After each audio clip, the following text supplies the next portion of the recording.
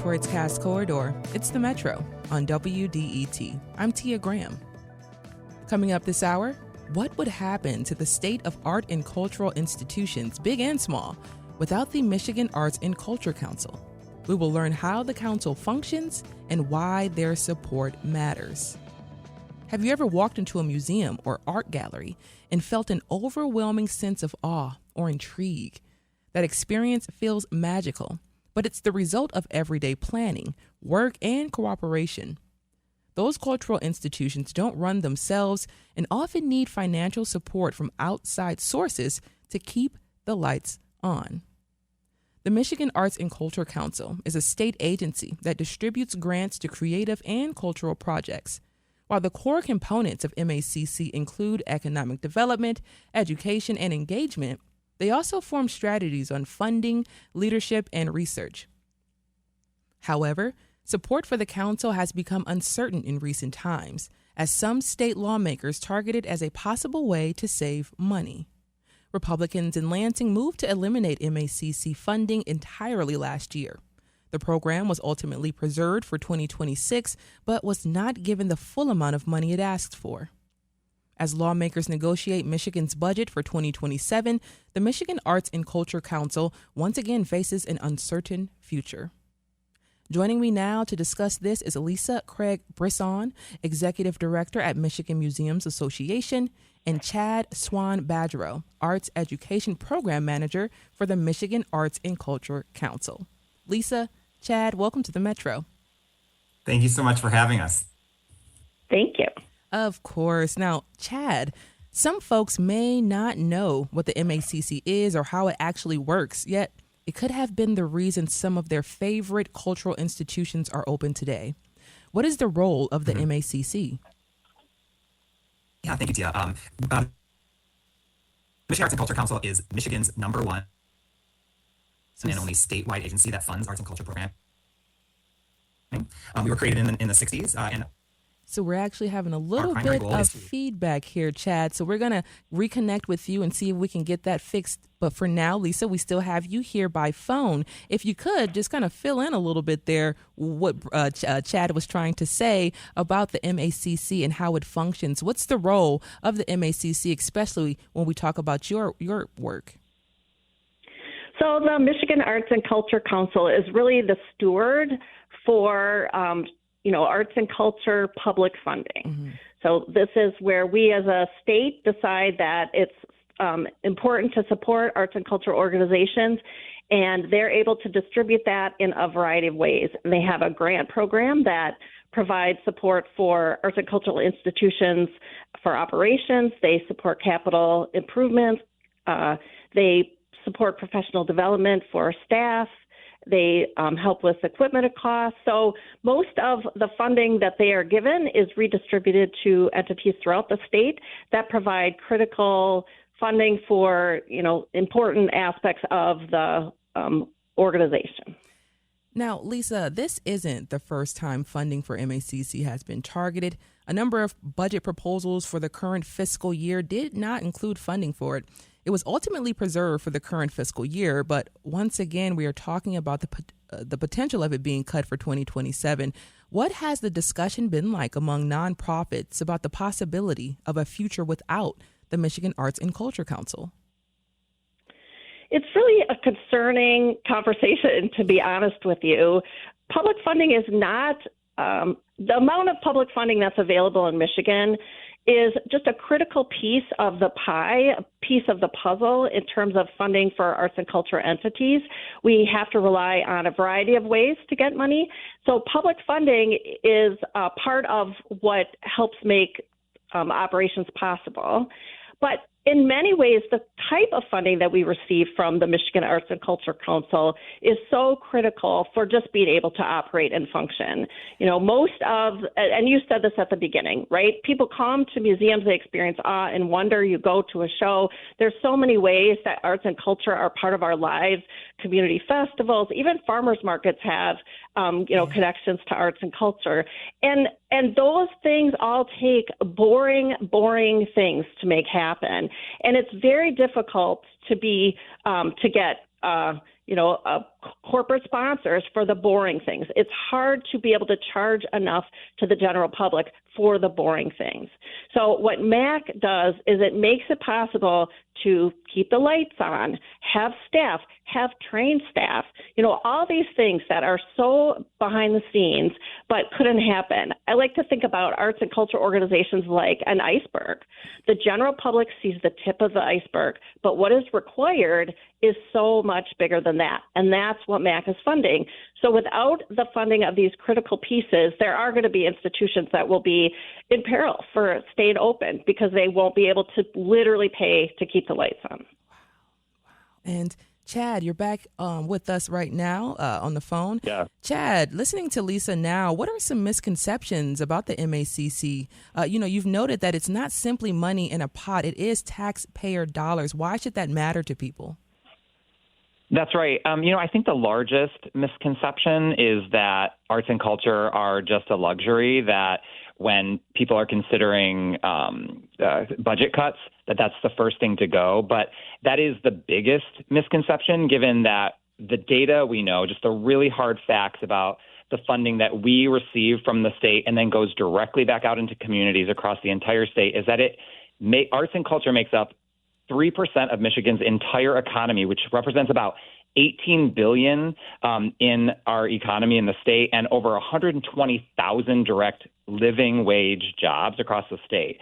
So I think the biggest misconception is that it's just something that, okay, we're really struggling and budgets are tight and we have to find places to cut, and then the arts are just a luxury, and that's absolutely not the case.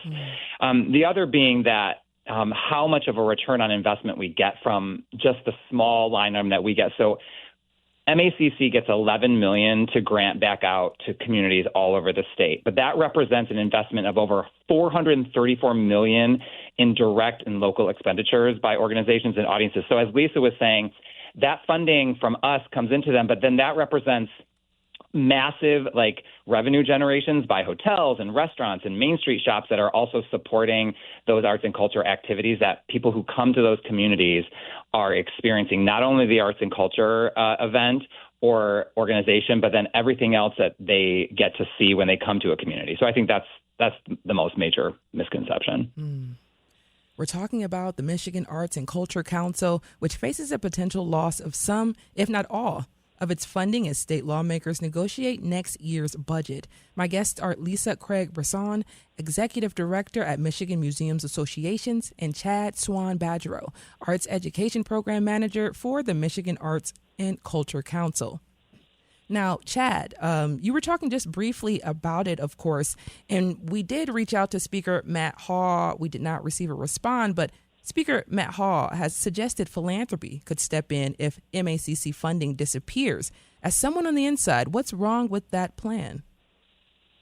Well, I think the biggest thing is about accessibility to private funders and philanthropy throughout our entire state.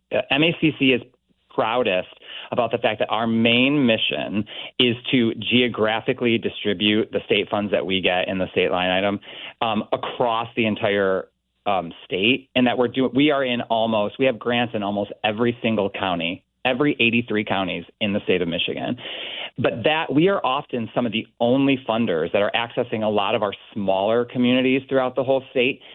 And to assume that there would be private philanthropy or foundations that could fill in those gaps where we are servicing those communities is short-sighted. And certainly there are so many communities that don't have access to that type of additional, if you will, funding. So I don't think that is a reasonable way to assume that if our funding goes away for those communities, that there would be those other options. And Lisa, as someone who has made the broader case for MACC's value, how do you respond when the legislator picks out examples of wasteful art or picks out art as a wasteful expenditure? I think that, again, some of that is just public perception, right? What is the actual value of these activities? And I'm going to tell you, Tia, you kind of caught me because I was still thinking about what Chad was saying about the equity of philanthropy. And I will go back and maybe answer both questions at the same time, which is It's very challenging for organizations to articulate, all that is involved with their operations. And so this access is that MACC does is it really makes it fair, right? Chad just mentioned that they can distribute to rural communities in the state, but at the same time, they can distribute to smaller organizations. And I think that's a really important thing to remember, because urban areas have small arts and culture organizations as well as rural communities. And the point of that is that MACC is one of the best and most fair and ethical funders that I know. The level of rigor that they engage with to be able to fairly distribute the funds, to assess what the funds are going to be spent on. And occasionally, I'm sure that there are things that are funded that individuals might say, wait a second, why is this getting public funding? But the reality is that, if there is an agency or an organization that can really look at the big picture of the value of arts and culture, MACC is it. I go to Washington, D.C. with museum advocates from all over the country, and we often will talk about what our state agencies are doing for museums. And I always win that argument, because in Michigan, even though the per dollar amount that is spent on arts and culture funding is lower than the average, we have such an impactful state agency that is distributing these funds.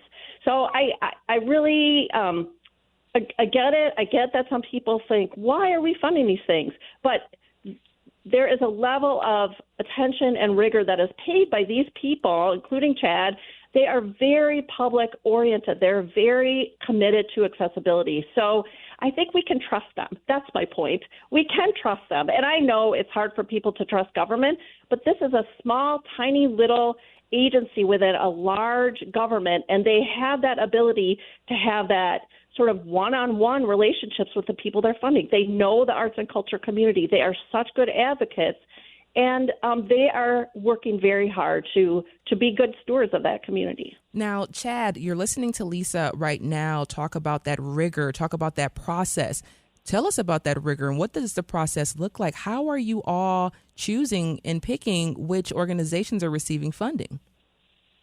Thank you for that question, Tia. And Lisa, thank you for all of your hard work in this community across the entire state. So, that is actually what we are most proud of at MACC, is that we are not choosing whether one project is quote unquote worthy or better than another project. We have worked so hard and tirelessly as an agency and as a staff to remove any type of bias from our grant making process, so that the way that we are taking those grant funds from the funds that we are given from the state budget and granting back out is solely based on a compliance basis, so that as long as the organizations can prove that they are compliant with the state of Michigan with their basic sort of paperwork as far as with the Attorney General's office and with the license and regulatory affairs, if they are compliant with those organizations, then they can receive grant funding from us. So we're not making judgment calls about what is a good or bad project or whether a community is more or less worthy than another community. If they are compliant with the state of Michigan and they have a project that is an eligible project under our guidelines, they can receive funding. And we are most proud of that, because we believe that communities are the ones that can tell us whether or not this project is necessary for their community. When you consider some of our larger communities in our state and how what might be a successful or engaging or dynamic or impactful project in a larger city in our state, that's going to be vastly different than what a smaller community, where maybe the only arts project in that community is going to be through a school. We're relying on those communities to tell us what they need, what their constituents want, and what they need to really thrive. And so we're really proud that our process is completely compliance-based, and we've removed all bias from the process. So we're really, really proud about that. Now, according to research from the National Endowment for the Arts and the Bureau of Economic Analysis in 2023, arts and cultural production added roughly $20 billion to Michigan's economy. That's about 3% of the state's total economy. while employing nearly 145,000 workers with combined wages and benefits totaling roughly $11 billion.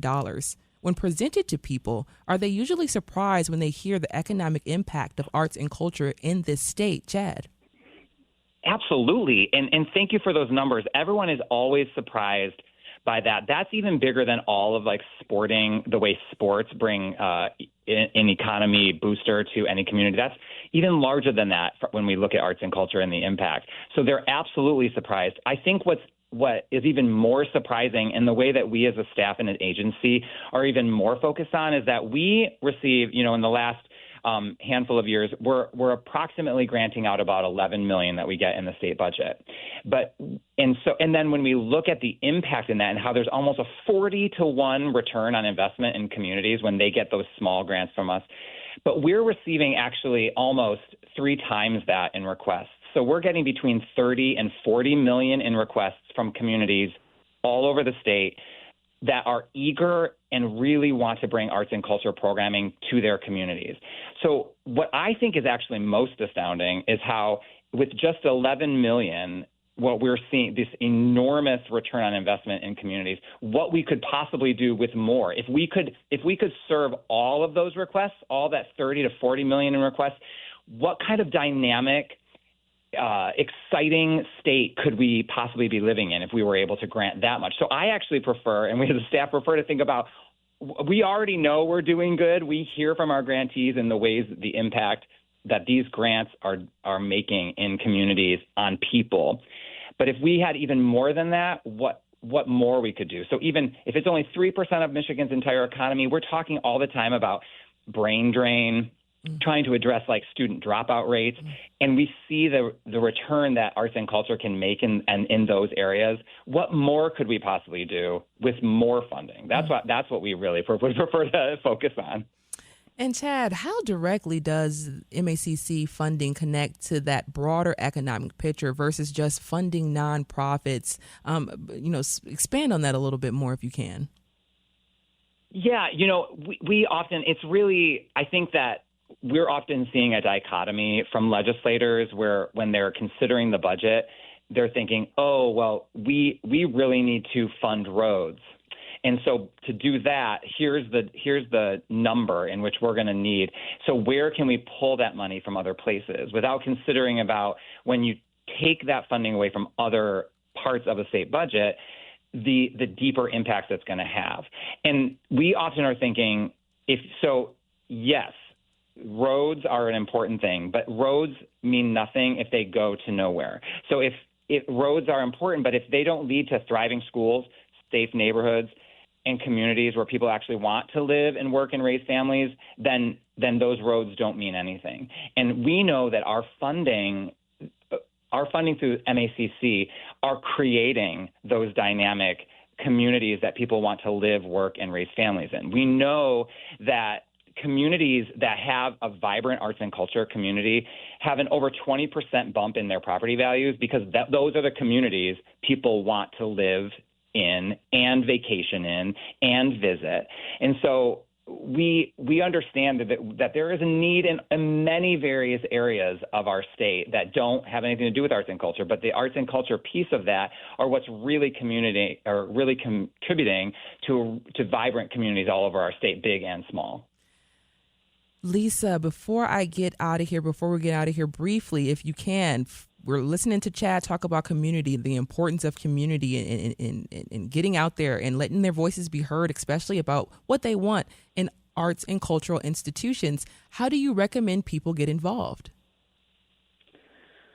Well, I think a great thing is just to reach out to your legislators, reach out to them and tell them that you understand the impact of this dollar, everybody's dollar that they contribute, and how it makes their own communities better, it makes our state better.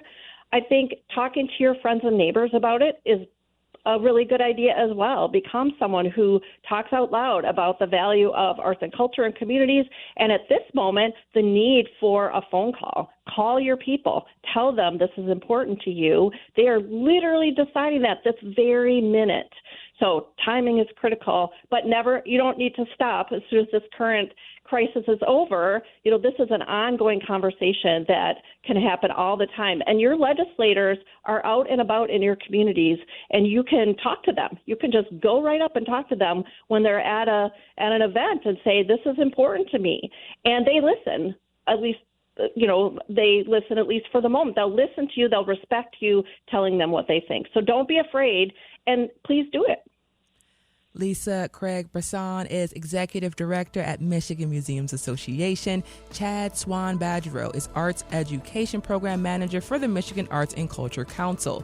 Lisa, Chad, thank you so much for joining us on the Metro today. Thank you so much for having us. And a note, we did reach out to Matt Hall, Michigan Speaker of the House, to discuss arts funding cuts at the state level. We did not receive a response.